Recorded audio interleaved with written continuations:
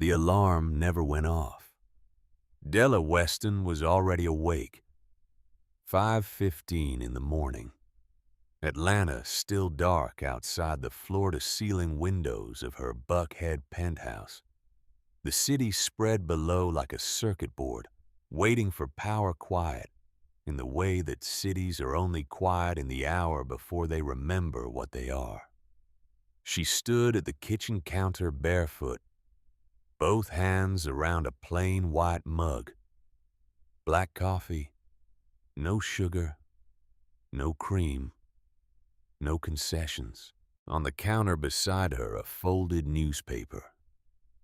A yellow legal pad covered in handwritten numbers in a worn leather folder with a cracked spine and a broken clasp. The leather was dark, almost black in the low light. The corners had gone soft from years of handling.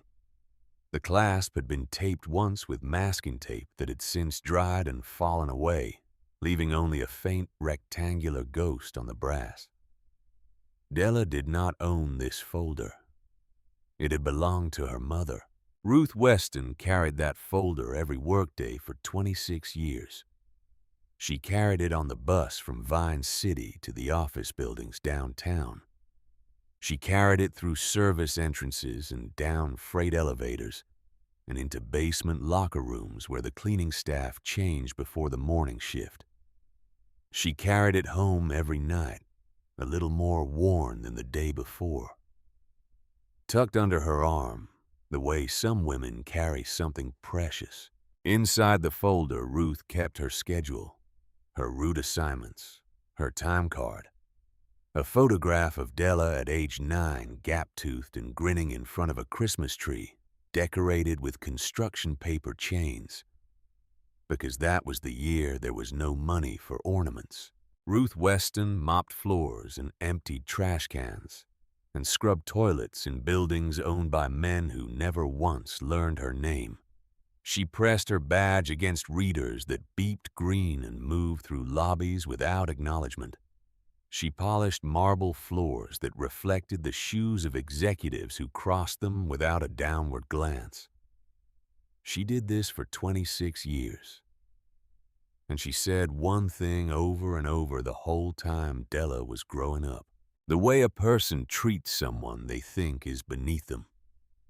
That tells you everything. Everything else is just performance.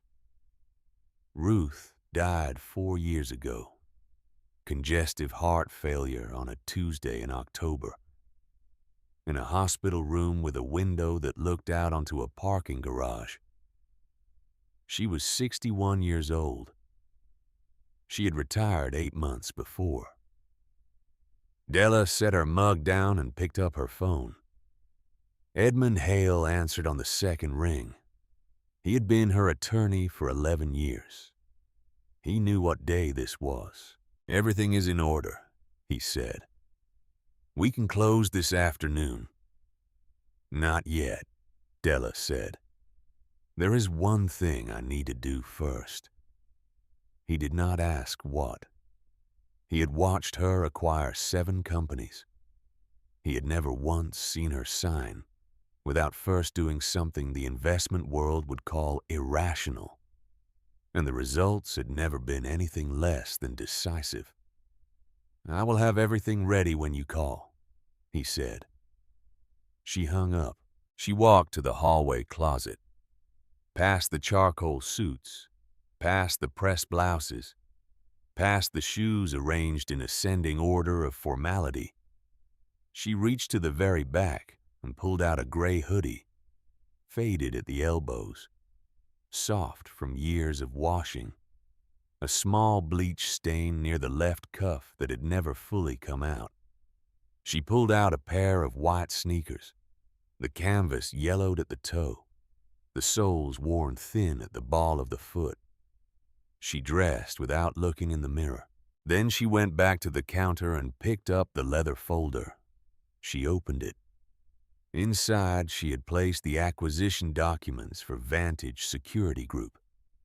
112 pages representing 8 months of due diligence and $380 million. She tucked a small photograph into the front pocket. Ruth Weston standing outside an office building on Peachtree Street in her cleaning uniform. Pale blue shirt with the company logo on the chest. Dark slacks. Rubber-soled shoes. A mop in her right hand and a lunch bag in her left. She was looking at the camera with an expression that was not quite a smile, but was something warmer and more durable than a smile. The expression of a woman who has decided somewhere in the middle of an ordinary life to be proud of exactly what she is. Della pressed her thumb against the photograph for a moment. Then she closed the folder, tucked it under her arm, and went downstairs. She drove the old Honda Accord out of the parking garage. Not the Mercedes. Not the Range Rover. The Honda. Dented rear bumper from a parking lot in 2019 she had never gotten fixed. Paint faded to a chalky gray blue at the hood. 212,000 miles on the odometer. She kept the car because it reminded her of the years when she had no other option. 20 minutes later, she pulled into a visitor space across the street from Vantage Security Group. 18 stories of glass and steel, the facade catching the early light and throwing it back in long horizontal bands. A massive silver logo above the revolving entrance doors. Security cameras at every corner. The lobby glowed white and clean through the glass. The kind of white that is designed to communicate who belongs inside and who does not. Della sat with the engine off. She thought about what she had found inside this company over 8 months of study. Declining revenue hidden inside optimistic quarterly reports. Lawsuit settlements paid quietly to avoid headlines. Internal complaint records showing a pattern so consistent it could only mean one thing. Someone at the top had decided this behavior was acceptable, and no one beneath them had found reason to disagree. 14 complaints, all filed against the same employee, all reviewed by the same supervisor, all dismissed with the same 2-word notation: no action. She picked up the folder. She stepped out of the car. She crossed the street. Sneakers quiet on the asphalt. Hoodie zipped to the chin folder tucked under her arm. She pushed through the revolving glass doors. The moment her shoes touched the marble floor, every casual glance in the room recalibrated, not with curiosity, with assessment. The lobby was built for intimidation. 30-foot ceilings that turned every footstep into an echo. White marble floors polished to a mirror shine. Recessed lighting that cast a cold, clinical glow over everything, the kind of light designed to make people aware of their own inadequacy. Behind the reception desk, 2 women sat with postures so precise they looked rehearsed. Fern Sparks, mid-30s, dark hair pulled back with a clip, a blazer kept buttoned even in the warmth of the lobby. Sharp eyes that had categorized every kind of visitor this building received, and had already begun categorizing this one. Clara Webb beside her, younger, quieter fingers resting on a keyboard, watching with the careful attention of someone who had learned to observe without appearing to. Both looked up when Della walked in. Fern's eyes traveled from the worn sneakers to the faded hoodie, to the cracked leather folder. Her professional expression assembled itself, but did not fully commit. She glanced at Clara. Clara glanced back. A look passed between them that lasted less than a second. It said, "This one is not expected." Neither spoke. Della walked toward the desk. Steady. Unhurried. Shoulders level. Her sneakers made almost no sound on the marble, and yet the sound they did make felt disproportionately loud in the silence of a room that had already decided in the span of 3 seconds to receive her differently than it received everyone else who had walked through those doors that morning. She did not make it halfway. "Hey," the voice came from the left. Not a question, not a greeting. A command issued by someone who has never needed to ask for attention because they have always simply taken it. Marcus Pruitt stepped out from behind a marble pillar, 6'2", 220 pounds, black uniform pressed with military precision, badge centered on his chest and polished to a high shine. Silver watch on his left wrist that caught the light every time he moved. He had the physical presence of a man who had spent years confusing dominance with authority and had never yet encountered evidence that he was wrong. He had been head guard of the afternoon shift at Vantage Security Group for 4 years. In those 4 years, he had built the lobby into a personal kingdom. Every visitor, every delivery driver, every person who walked through those revolving doors without the correct presentation. Marcus decided who belonged and who did not.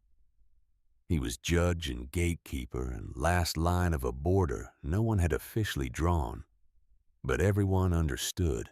He looked at Della the way a man looks at something he has already decided is a problem.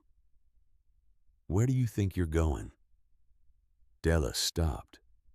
She kept her voice low and even. "Good morning. I have an appointment on the 14th floor. 3 o'clock. My name is on the visitor list." Marcus tilted his head. Slow and deliberate the way a man tilts his head when he wants you to understand that he is not yet impressed. He let out a short sound adjacent to a laugh, but containing no humor. "You. 14th floor." He took one step toward her, then another, until he was close enough that Della could see the vein at his temple, pulsing with a slow and steady beat. "Get your hands off that door. Move before I move you myself." Della did not step back. "Sir, I have a scheduled appointment. If you check the visitor list, my name is registered. I would appreciate the opportunity to show you my identification." Marcus's upper lip pulled back slightly. "You stinking lowlife." He said it the way someone says a thing they have said before, a well-worn phrase delivered without effort. "You don't get a second in my building. Look at you. You disgust me." The lobby crystallized. The man in the gray suit near the elevator became very interested in his phone. The woman in the red blazer walking toward the desk changed her trajectory without appearing to notice she was doing it. Clara Webb's hands hovered over her keyboard, motionless. Fern Sparks gripped the edge of the reception desk hard enough that the knuckles of both hands went white. Nobody moved. Nobody spoke. Nobody intervened. The silence in that lobby was not the silence of people who did not notice. It was the silence of people who had made a choice. Della kept her voice quiet. "I understand you're upset. I am not here to cause any difficulty. I simply need one moment to show you my shut your mouth." Marcus stepped forward until his chest was almost against hers. His breath was close and hot. His jaw clenched with the tension of a man who has confused the performance of authority with the real thing for so long that he can no longer tell the difference. "Crawl back to whatever gutter put you here." Della held her ground. She could feel the weight of the room pressing in. Dozens of eyes pointed carefully at everything except the 2 people standing in the center of the marble floor. She could hear her own heartbeat. She could feel the cold of the marble radiating up through the thin soles of her sneakers. My name is on the visitor list. 14th floor. 3 o'clock. If you check, you will see I have a scheduled appointment. Marcus smiled. It was not a good smile. He turned toward the reception desk, making sure Fern and Clara were watching, making sure the moment had an audience. Then he turned back. The smile dropped. Something colder and more deliberate filled the space it left. Women like you don't take meetings here. You take orders. He paused and let it land. Or you take a fall. Della reached slowly toward the front pocket of her hoodie. She was reaching for her identification. A simple card. Proof of exactly who she was and exactly what right she had to stand on this marble floor. She never got it out. Marcus grabbed the front of her hoodie with both fists. The fabric bunched and twisted in his grip. The zipper tore at the pull. Before she could set her footing, he had spun her around, wrenched her right arm behind her back, and a sharp explosion of pain traveled from her shoulder up through her neck. The leather folder slipped. She tried to hold it. Her fingers scraped the cracked leather, found nothing, and the folder hit the marble with a flat, heavy sound that rang through the entire lobby. Then Marcus drove her down. Her left cheekbone met the marble, a dull crack of bone against stone that sent white light behind her eyes and the cold taste of copper into her mouth. She could see across the polished floor from this angle. She could see the folder spinning once, twice, coming to rest near the base of the reception desk. Papers fanned out across the marble. Contracts, financial statements, acquisition proposals, pages stamped with the letterhead of Weston Capital Partners, numbers with more zeros than most people encounter in the course of a lifetime. Fern made an involuntary sound. Both hands went over her mouth. Clara pushed her chair back hard enough to hit the wall behind her. The man in the gray suit turned away completely. Nobody said stop. Marcus dropped his knee onto Della's spine, 220 pounds pinning her flat against the cold stone. The air left her lungs in a single compressed rush. She could feel the grit of the floor against her cheek. She could feel the vibration of footsteps as people continued to move through the lobby past the turnstiles toward the elevators, around her, not toward her. Stay down. His voice had gone flat and satisfied. You made a mistake coming in here. Della did not struggle. She did not shout. She lay still on the marble with the cold seeping into her bones and the knee grinding into her back. And she breathed slowly, the way her mother had taught her to breathe when the world was doing its worst. She said one thing, quietly, to the floor, to the cold marble and the scattered papers, and the lobby full of people who had chosen not to see. You will remember this. Marcus either didn't hear it or decided it wasn't worth acknowledging. He grabbed her by the back of the hoodie, hauled her upright, and walked her toward the side corridor. Not the front entrance, not the revolving glass doors. The service hallway. The floor changed from marble to bare concrete. The walls changed from polished stone to scuffed gray paint. Fluorescent lights buzzed overhead. The air turned cold and stale and smelled like cardboard and industrial solvent. 2 other guards appeared and took her arms, gripping hard enough to leave marks walking her down the narrow corridor with the practiced efficiency of men who had done this before. The metal door at the end swung open. Warm air, diesel fumes, the Swedish rot of a dumpster in afternoon heat. A loading dock empty to her left. A rusted fire escape climbing the building's exterior above. Grease stains on the asphalt. They let go of her arms. The door swung shut. The sound of it rang through the alley like a gunshot fired into an empty room. Inside the lobby, Marcus straightened his uniform. He tugged each cuff. He adjusted his badge until it sat perfectly centered. He ran a palm over his hair. He looked at Fern and Clara with the ease of a man who believes he has just performed his function with excellence. Vagrant tried to bluff her way upstairs, he said. Handled it. Fern looked at him. Her face held nothing. Marcus walked back to his pillar. He planted his feet wide. He folded his arms and looked around the lobby with the settled proprietary satisfaction of a man who believes the ground beneath him is permanent. Behind the reception desk, Fern was already on the floor, on her knees, gathering papers with hands that would not stop shaking. She turned over one sheet, then another. She read the letterhead. She read the number.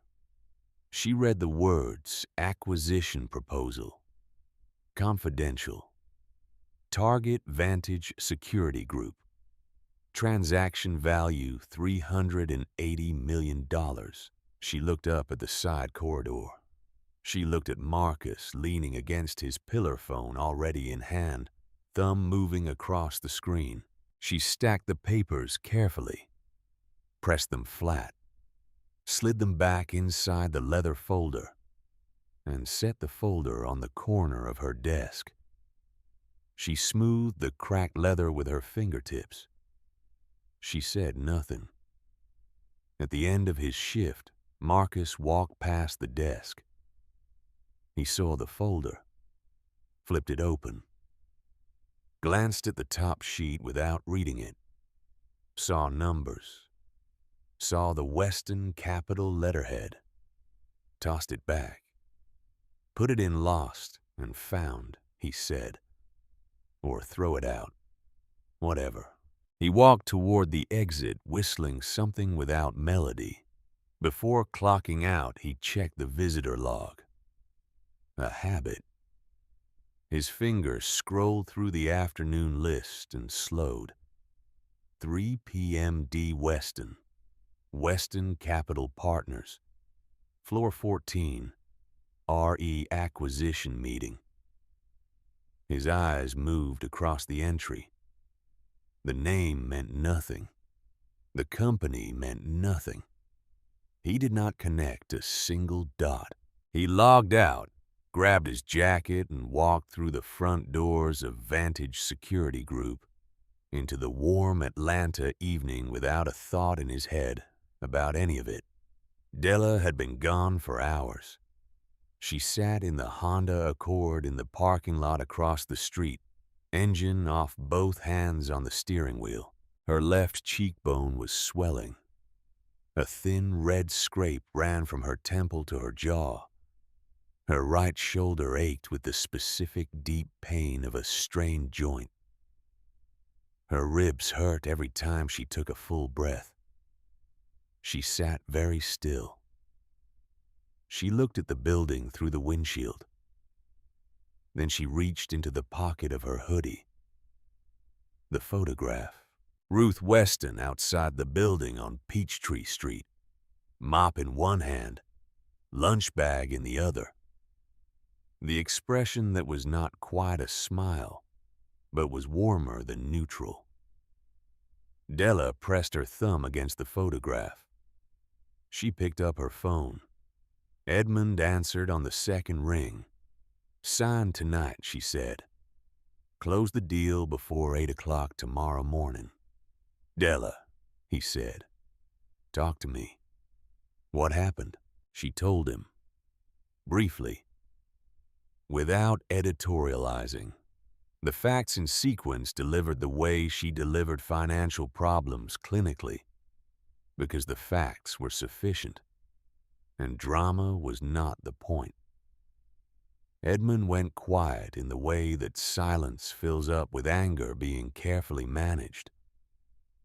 "I will call the police right now," he said. "No. Della." She tucked the photograph back into her pocket. "Almost, Ma," she said.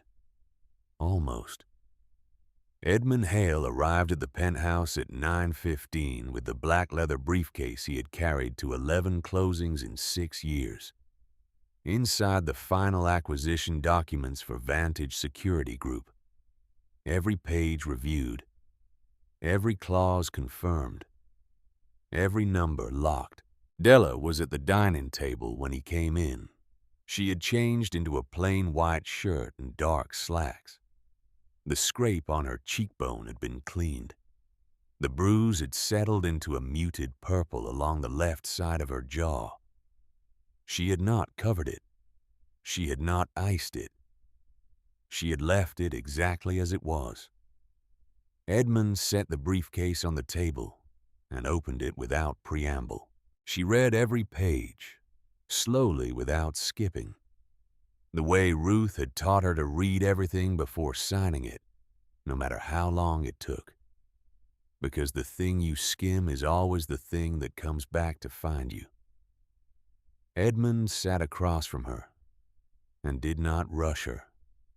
At 9:41 in the evening, Della Weston signed her name in 3 places, initialed in 2, and wrote the date in full in the space at the bottom of the final page. As of 9:41 p.m. on that Wednesday, she was the sole owner of Vantage Security Group. $380 million, 18 floors, every desk, every badge, every camera, including the 4 cameras in the lobby that had recorded every second of what Marcus Pruitt had done that afternoon. She set the pen down. "First thing tomorrow morning," she said. 8 o'clock. "I want the announcement on every screen in the building. And I want our camera crew in the lobby before anyone clocks in." Edmund nodded. "The guard," she said. Her jaw tightened.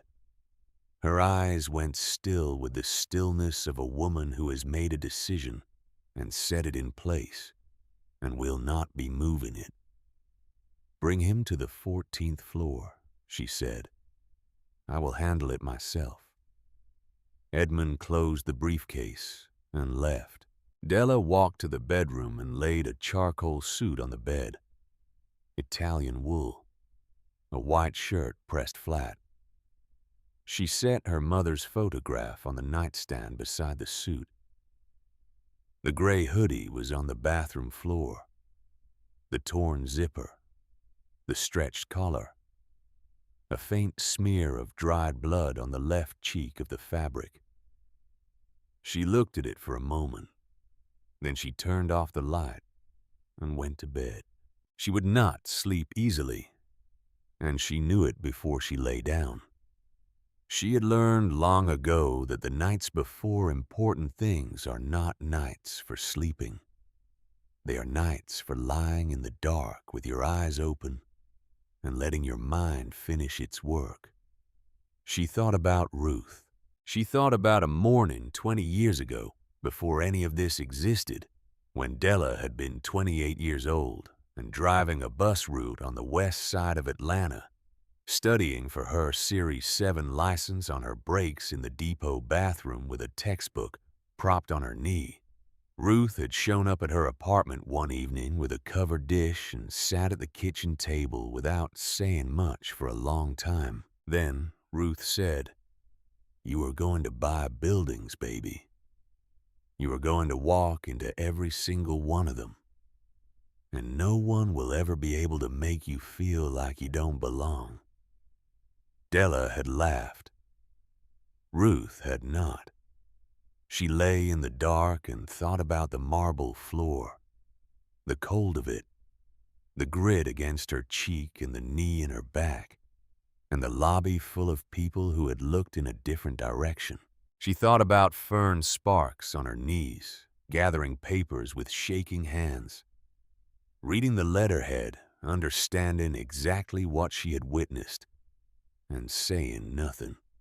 She thought about the cost of that silence, and whether it was something Fern had already begun to feel. She suspected it was.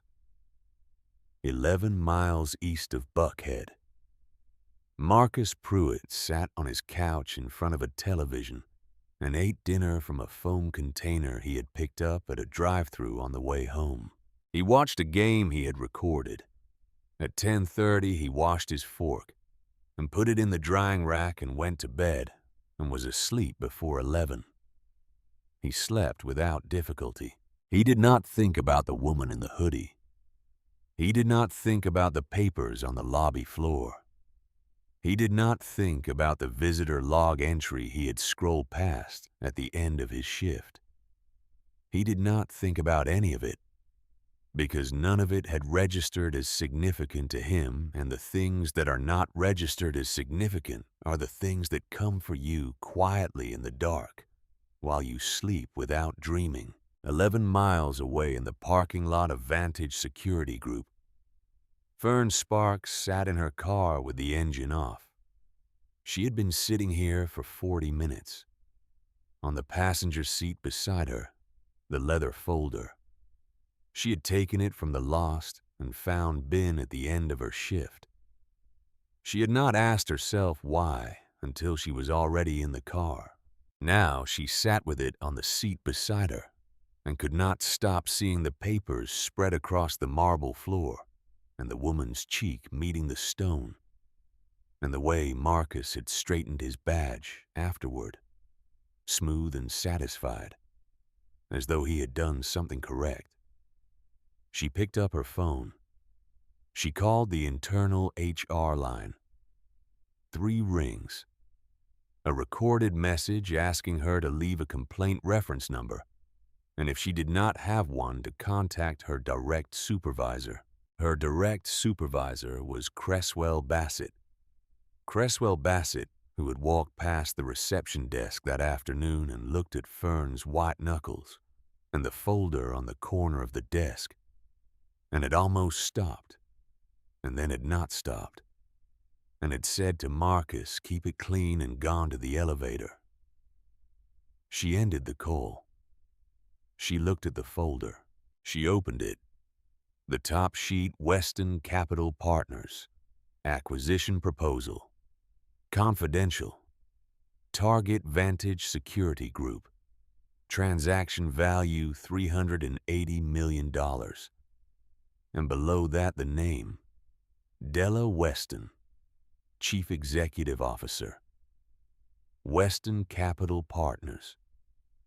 Fern opened her phone and typed the name into the search bar. What came back took her breath away. Founder and CEO of Weston Capital Partners. Portfolio valued at over $900 million. Forbes list of most powerful women in American business 5 consecutive years. Born in Atlanta. Raised in Vine City. Daughter of Ruth Weston. A profile photograph. Business attire. Steady eyes. The particular expression of someone who has earned everything she has and has not forgotten what the earning cost. The same face that had been pressed against the marble floor 6 feet from where Fern had been sitting. She set the phone face down on the seat. She sat in the dark for a long time. She thought about 3 years of learning to keep her head down. 3 years of eyes on the screen. Not my place if you don't see it clearly. You don't have to decide what to do about it. She thought about how spacious that category was, and how easy it was to move into, and how almost impossible it was to leave once you had been there long enough. She thought about the 14 people in those files. She thought about how many of them had sat in parking lots afterward and decided not to do anything. She made a decision. Tomorrow morning, when Marcus Pruitt walked into that lobby, she was not going to look at her screen. She was going to look at him. She put the car in reverse and drove home. The next morning came the way consequential mornings always come on time, indifferent to readiness, bright, with ordinary light. Della was up at 5. She showered. She dressed. The charcoal suit, the white shirt, low heels she could stand in for hours. She looked in the mirror for a long time. The bruise on her left cheekbone had deepened overnight to a muted yellow-purple at the center and a faint green at the edges. She did not cover it. She picked up the photograph from the nightstand. She looked at her mother for a moment. Then she put the photograph in the inside breast pocket of her suit jacket against her chest close. She drove to Vantage Security Group in the Mercedes. She parked in the executive lot. She walked through the front door. The camera crew from Weston Capital arrived at Vantage Security Group at 7:30 in the morning. 2 men and 1 woman equipment cases on wheels moving with the efficient quiet of people who had been thoroughly briefed. 1 camera near the elevator bank, 1 near the reception desk, 1 facing the revolving doors angled to capture the full expanse of the lobby floor. By 7:50, everyone entering the building had noticed them. Nobody knew what to make of it. Fern Sparks arrived at 7:58. She stopped inside the revolving doors and took in the camera crew. The 2 men in dark suits near the elevator bank. The digital monitors above the elevators gone dark for the first time in the 3 years she had worked here. She walked to the reception desk. She sat down. She placed her hands flat on the surface. She waited. Marcus Pruitt walked in at 7:58. Same uniform. Same pressed creases. Same badge centered and polished. He saw the cameras and a contraction move through his expression, not quite a frown, but the precursor to one. He walked to his post. He planted his feet. He folded his arms. "What is this?" he asked a passing colleague. The colleague shrugged. "Something big." His radio crackled. Cresswell Bassett's voice doing something it had never done in Marcus's experience. It was shaking. "Stay at your post," Bassett said. "Don't go anywhere." Marcus unfolded his arms. At 8 o'clock exactly, every screen in the building lit up at once. Lobby monitors, hallway displays, break room televisions, conference room projectors. 18 floors of screens all carrying the same message, white text, on black, centered no decoration. Vantage Security Group has been acquired by Weston Capital Partners. Please welcome our new owner, Miss Della Weston. The lobby erupted in the particular way that professional spaces erupt when the information arriving is too large for the container. Whispers becoming murmurs, becoming the low, continuous noise of a room full of people processing something they had not prepared for. Marcus read the screen. He read it again. Weston. D. Weston. Floor 14. Acquisition meeting. His arms came slowly uncrossed. His feet shifted on the marble. He looked at the camera near the elevator bank. He looked at the 2 men in dark suits. He looked at the camera near the reception desk. He looked at Fern Sparks. Fern was already looking at him. Not at her screen. Not at her hands. Not at the monitors. At him. directly and without flinching, with the steady attention of a woman who had made a decision in a parking lot the night before and had not moved off it. Marcus held her gaze for 2 seconds. Then he looked away. His radio crackled again. Marcus. Bassett's voice. "Come to the security office. Now." Bassett was standing behind his desk in the side office, both hands on the back of his chair, knuckles white.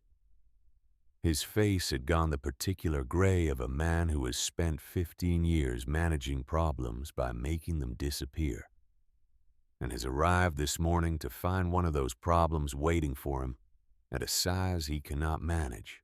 "Who is she?" Marcus said. Bassett swallowed. "She wants to see you. Upstairs. What floor?" 14. The number landed in the room like a stone dropped into still water. Marcus said it again quietly to himself. 14. The same floor the woman in the hoodie had said she had a meeting on. "Just go," Bassett said. "She is waiting." Marcus walked to the elevator. He pressed the button. The doors opened. He stepped inside and pressed 14. The doors closed. He stood alone in the elevator and watched the numbers climb. 2, 5, 8, 11. He looked at his reflection in the polished metal doors. Same uniform. Same badge. The same man who had stood in the lobby the previous afternoon, with his chest pressed against the full weight of his own certainty. The face looking back at him was not that man. 13, 14. The doors opened. A hallway stretched before him. Dark wood floors. Soft, directed lighting. At the far end, glass doors stood open. He walked. His footsteps sounded different up here. Quieter. Smaller. Like the building itself was absorbing them. He stepped through the glass doors. The boardroom was long and wide and lit by floor-to-ceiling windows facing east, and the morning light came through those windows in a way that illuminated everything in the room with perfect, pitiless clarity. A table of dark walnut ran the length of the room. Leather chairs lined both sides. The Atlanta skyline sat framed in the glass. Behind the head of the table, like something that had been arranged specifically for this moment. At the far end of the table, a woman sat alone. Charcoal suit, white shirt, hands folded on the walnut surface. And there, directly in front of her, folded hands, a leather folder. Dark brown, almost black. Cracked along the spine, scuffed at the corners. A broken clasp with the ghost of old masking tape on the brass. Marcus's legs stopped working. He grabbed the back of the nearest chair to keep from going down. The woman at the end of the table looked up. The bruise on her left cheekbone was the color of an October sky at dusk. The scrape along her jaw had scabbed over in a thin, clean line. Her eyes were the same steady eyes that had looked up at him from the lobby floor, and they were looking at him now, across the length of a walnut table in a room that belonged entirely to her. Everything in this building belonged to her. Marcus's mouth opened. His voice came out cracked and diminished, the voice of a man discovering that the ground beneath him was not what he believed. "I didn't know," he said. "I swear I didn't know who you were."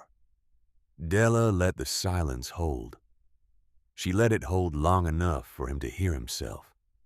Long enough for the words to stop sounding like an explanation and start sounding like what they actually were. 3 seconds, 5, 10. "That is the point," she said. Her voice was low, even. precise the way a surgeon is precise, every word placed exactly where it was meant to land. You didn't know who I was, so you showed me exactly who you are. She reached forward and slid a single sheet of paper across the walnut surface. It stopped in front of the empty chair nearest to Marcus. "Sit down." He sat. The chair legs scraped against the hardwood. He sat with his back rigid and his eyes fixed on the paper. The way a man sits when he understands that stillness is the only thing he has left to offer. Della opened the leather folder. She pulled out a stack of documents flagged with red markers and set the first one on the table. 14 complaints, she said. 14 formal complaints filed against you over the past 3 years. She smoothed the first sheet flat with her palm. A college student who came here for a job interview. You told him deliveries came in around back. She sat down a second. A woman visiting her husband's office on his birthday. You asked her loudly in front of a full lobby if she was there for the cleaning service. A third. A 63-year-old minister who came to meet a client for lunch. You made him empty his pockets on the lobby floor in front of 40 people. She laid them out one by one across the walnut surface. 14 names. 14 incidents. 14 separate days spread across 3 years in which Marcus Pruitt had decided in the space of a 5-second assessment that someone did not belong in the building where he stood guard, and had used the authority given to him to make that decision, felt in the most degrading way available to him. Every complaint filed with Cresswell Bassett, every one marked reviewed. No action required. Della set the last document on the table. She pressed her palm flat on the cracked leather folder and looked directly at Marcus. "I walked into this building yesterday on purpose," she said. "I wore that hoodie on purpose. I carried this folder on purpose. I wanted to see how the people who were about to become my employees treat a stranger who looks like she has nothing, like she doesn't belong, like she is nobody." She held his gaze without blinking. "You answered the question." Marcus's chin had dropped toward his chest. The man who had filled the lobby with his presence, who had pressed a woman's face into marble and walked back to his post and smoothed his sleeves with satisfaction, was sitting in a boardroom chair trying to make himself smaller and discovering that there was no direction left to go. "Please," he said. His voice broke on the single syllable. "I have a family." Della did not look away. "So did every person you humiliated in that lobby," she said. She pressed the button on the conference phone. "Send them in." The glass doors opened. 2 security officers in Weston Capitol uniforms entered and stood at the far end of the table with their hands at their sides. "Marcus Pruitt, you are terminated effective this moment. No severance, no letter of recommendation. Your conduct has been fully documented and referred to the appropriate authorities." Marcus's hands went to his chest. His fingers worked the badge clip with shaking hands. He removed the badge he had polished every morning for 4 years. He held it for a moment, staring at it. Then he placed it on the table beside the leather folder. Della looked at the 2 officers. "Escort Mr. Pruitt out through the front entrance," she said. "The main lobby doors." She paused. "Not the service corridor, not the alley, the front door." The 4 of them descended in the elevator in complete silence. The doors opened into the lobby and Marcus Pruitt walked flanked on both sides. across the marble floor he had ruled for 4 years. Every conversation stopped. Every head turned. Fern Sparks stood behind the reception desk. She did not look at her screen. She did not look at her hands.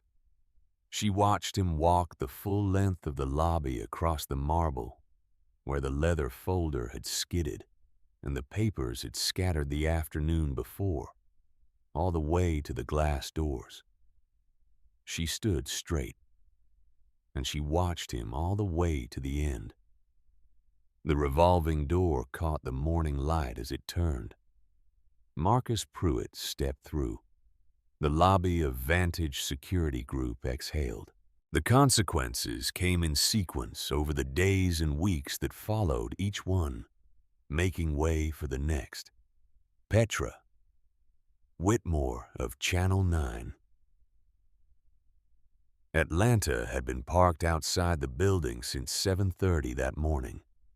She had received a tip the previous night. 4 words in a text from a source whose number she recognized. Check the lobby cameras. Della's legal team released the security footage at 10 o'clock. 4 camera angles. 4 minutes and 22 seconds of uninterrupted high-definition footage with clear audio. Every second of what had happened in the lobby the previous afternoon. Every word. Every motion. The grab, the tear, the arm wrenched back, the face driven into marble, the knee on the spine, the papers scattering the folder, sliding the side door. The alley and Marcus returning to his pillar to smooth his sleeves with both hands. Petra Whitmore aired it on the noon broadcast. She kept her commentary brief. The footage needed very little from her. By 2 in the afternoon, every major network in the country had picked it up. By 6, the clip had 14 million views. The hashtag arrived small and became enormous within hours. Respect costs nothing. Trending number 1 in the United States. Trending number 3 worldwide. Beneath it, thousands of people posting their own stories, their own lobbies, their own versions of being told in one way or another that they did not belong. Detective Aldous Birch of the Atlanta Police Department opened a formal investigation 48 hours after the footage aired. The charges were specific: assault, false imprisonment, civil rights violation under federal statute. Marcus Pruitt was arrested at his apartment on Friday morning at 6:15. 2 officers at the door. A brief ride to Fulton County. He posted bail by noon. His photograph was on every news site in Georgia before the afternoon was out. Cresswell Bassett was called in for questioning. He sat across from Detective Birch in a gray room with fluorescent lighting and a recording device on the table, and sweated through his shirt in 11 minutes. The question that undid him was simple. What protocol allows a supervisor to dismiss 14 civil rights complaints without investigation? He did not have an answer that held. Della terminated him that same week. Gross negligence. Systematic suppression of employee and visitor complaints. He walked out of the building carrying a cardboard box. Nobody shook his hand. Harlan Sutton, the former CEO of Vantage Security Group, resigned before the week was over. An internal audit ordered by Weston Capital had begun to surface the architecture beneath the surface. Diversity training scheduled on paper and never conducted. Incident reports edited before filing. A culture of silence that ran from the guard post in the lobby all the way to the corner office on the 18th floor. Sutton's resignation letter was 2 paragraphs long. The board accepted it in 4 minutes. The trial came 3 months later. Marcus Pruitt stood in a Fulton County courtroom in a suit that did not fit him correctly. His attorney argued a lapse in judgment. A man who had faithfully served his employer for 4 years. The prosecution played the footage. All 4 minutes and 22 seconds of it. The courtroom was completely still. Marcus sat at the defense table and watched himself on the screen. He watched himself grab the hoodie, tear the zipper, wrench the arm back, drive the face into the floor, press the knee down. He looked away before it ended. 12 witnesses testified. 6 of the original 14 complainants took the stand, one by one. Different faces. Different days. The same lobby. The same guard. The same moment of being assessed and dismissed and made to feel small in a space that should have been neutral.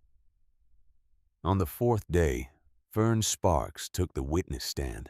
She sat in a gray blazer and answered every question in a clear and even voice.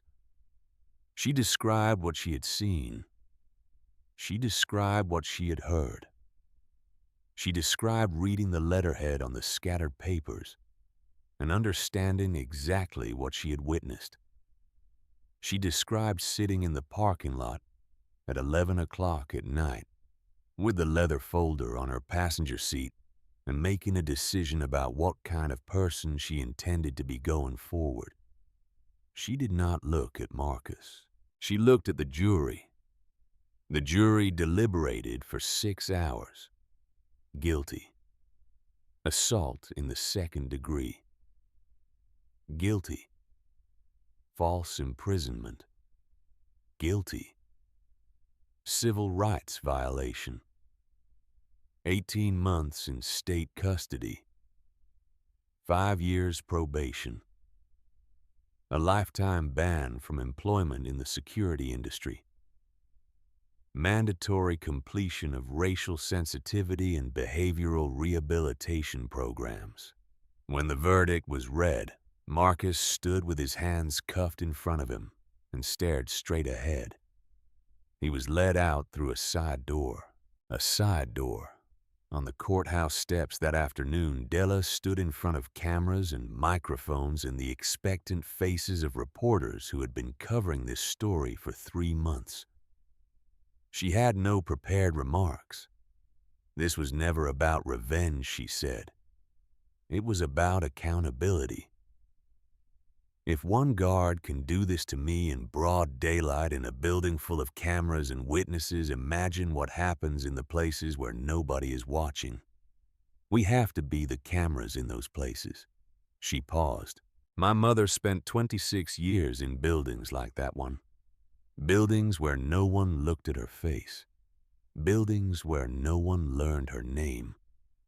She is the reason I walked through that door. And she is the reason I walked back. 1 week later, Della Weston announced the full restructuring of Vantage Security Group. Mandatory anti-discrimination training for every employee beginning with management. Body cameras for all on-site security personnel. An independent complaint hotline operated by a third-party civil rights organization available 24 hours a day. Annual outside audits. Zero tolerance with specific and enforceable consequences at every level. And one more thing. A scholarship fund. Named after a woman who had carried a cracked leather folder through service entrances and freight elevators for 26 years, who had polished floors that reflected shoes she never owned, who had done all of it without bitterness and without apology, and without ever once allowing the indifference of the people around her to convince her that her dignity was negotiable. The Ruth Weston Foundation. Full scholarships for the children of service workers, janitors, cleaners, maintenance staff, security personnel, housing books, tuition, every expense covered. Everything Ruth Weston never had access to and worked her whole life in the quiet hope that her daughter might. Della signed the foundation documents with the same pen she had used to buy the building, at the same desk, on the 14th floor. 6 months later, the lobby of Vantage Security Group looked the same in all the ways that lobbies are designed to look the same. The marble floor, the 30-foot ceilings, the revolving glass doors catching the morning light. But something was different, and it was not something you could point to in the architecture. It was something you felt the moment you walked in. Near the front entrance at eye level, a small bronze plaque had been mounted on the wall. Easy to miss if you were in a hurry. Easy to find if you were looking. 5 words. Respect costs nothing. Cruelty doesn't. On a Tuesday morning, a young black woman pushed through the revolving doors, early 20s. A clean blouse ironed with obvious care. Dark slacks with a crease pressed in by hand. A manila folder tucked under her arm. She looked around the lobby the way people look at places that feel larger than they have any right to enter. Wide eyes taking in the height and the marble and the chrome. She walked toward the reception desk. Fern Sparks looked up. She looked at the young woman for a moment. The ironed blouse, the manila folder, the careful way she was holding herself together in a room designed to make certain people feel unworthy of it. Fern smiled. Not the practiced arrangement of neutral welcome she had spent 3 years deploying from behind that desk. A real smile, the kind that starts in the eyes and arrives at the mouth second. The kind that says, I see you and you belong here exactly as much as anyone who has ever walked through those doors. Good morning, Fern said. How can I help you? The young woman exhaled. Her shoulders came down an inch. I have an interview, she said. 9th floor. My name is on the list. At the security post near the pillar. The same pillar Marcus Pruitt had leaned against for 4 years with his arms folded and his judgment preloaded. A new guard stood. Younger. Different uniform. A Weston Capitol badge on his chest. A body camera clipped to his shoulder. He watched the young woman approach and he nodded once easy without ceremony. Have a good one. 3 words. She nodded back, pressed the button, stepped inside. The doors closed. 14 floors above Della Weston stood at the windows of the boardroom. On her desk in the corner, a small monitor showed the lobby feed. She watched the elevator doors close. She watched Fern turn back to her screen with the small private expression of a person who has just done something right and knows it.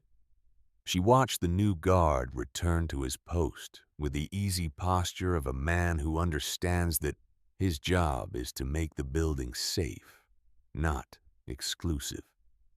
She turned from the monitor.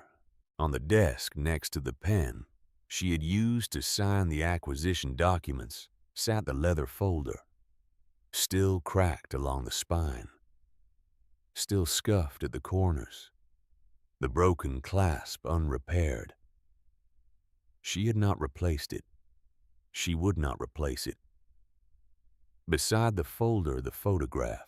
Ruth Weston outside the building on Peachtree Street. Mop in one hand, lunch bag in the other. The expression that was not quite a smile, but was something warmer and more permanent than a smile. The expression of a woman who had decided to be proud of exactly what she was. Della picked up the photograph. She looked at it for a long time. We did it, Ma, she said, quietly. The room was empty around her. It did not feel empty. Della Weston did not scream in that alley. She did not film herself from the parking lot and wait for the outrage of strangers to do the work for her. She sat in a car with a bruised cheekbone and her mother's photograph, and she built something. She used what she had, the law and the patience and the 8 months of preparation and the pen in her hand and the authority she had earned across 20 years of work that no one in that lobby had been able to see when she walked through the door in a gray hoodie with worn sneakers and a cracked leather folder. And she made sure that the man who had used his small power to make her feel like nothing understood completely and permanently what nothing looks like when it owns the building. Respect costs nothing. You can give it to anyone, a stranger, a delivery driver, a woman in a worn hoodie carrying a folder with a broken clasp. It requires no money and no status and no credential of any kind. It requires only the decision to treat another human being like a human being. But cruelty costs everything. Your badge, your career, your freedom, your name spoken in rooms you will never enter again. Marcus Pruitt learned that on the 14th floor of the building he thought he owned. The woman in the hoodie owned it. She always had.